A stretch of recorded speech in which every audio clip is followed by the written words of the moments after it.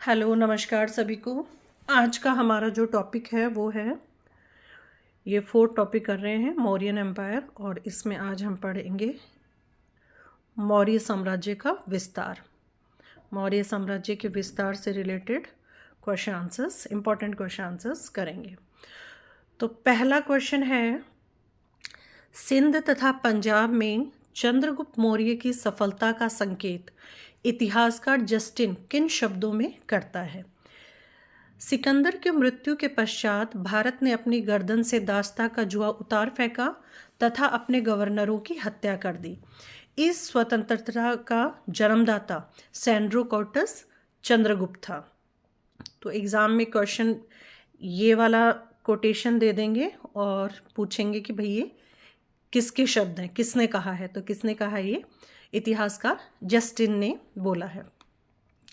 Next question है, 317 ईसा पूर्व में पश्चिमी पंजाब का अंतिम यूनानी सेनानायक, जिसने बुद्धिमानी का परिचय देते हुए चंद्रगुप्त मौर्य को बिना चुनौती दिए ही 317 ईसा पूर्व में शांतिपूर्वक भारत छोड़ दिया, तो ये कौन थे? यूडेमस।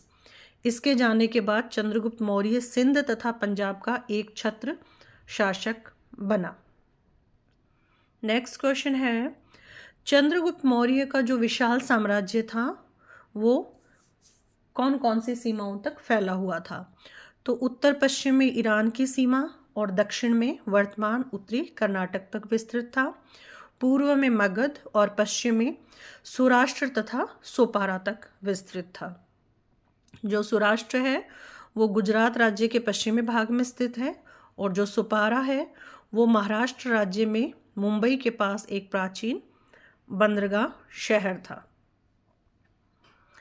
नेक्स्ट क्वेश्चन है, भारतीय उपमहाद्वीप का सबसे बड़ा और पहला अखिल भारतीय साम्राज्य, तो ये कौन सा है? मौर्य साम्राज्य।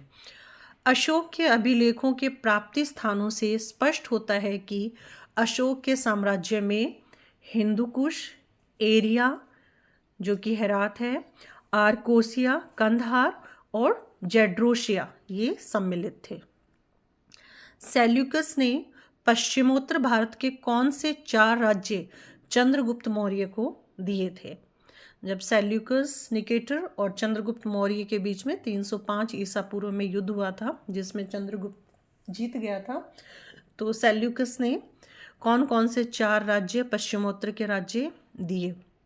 तो आर्कोसिया, कांधार, पेरोपनिसडाई, काबुल, एरिया, हेरात और जेड्रोशिया। मौर्य सम्राट अशोक के समय के कितने प्रांतों का उल्लेख मिलता है? तो अशोक के समय 5 प्रांत थे उसके साम्राज्य के अंदर, और उत्तरापथ जिसकी राजधानी थी तक्षशिला, दक्षिणापथ जिसकी राजधानी थी सुवर्णगिरी, अवंती राष्ट्र, उज्जैनी, प्राची, और उसको पूर्वी प्रदेश भी बोला गया है, उसकी राजधानी थी पाटलिपुत्र, और कलिंग इसकी राजधानी थी तोसली।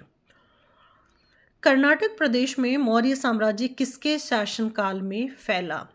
तो जो मौर्य साम्राज्य है वो कर्नाटक क्षेत्र में चंद्रगुप्त मौर्य के शासनकाल में फैला।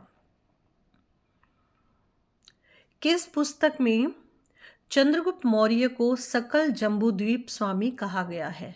तो कौन सी पुस्तक में कहा गया है? महावंश में कहा गया है, और यह सिंहली बौद्ध ग्रंथ है। 5वीं सदी में श्रीलंका में इसकी रचना हुई, और इसके लेखक का नाम है महाना।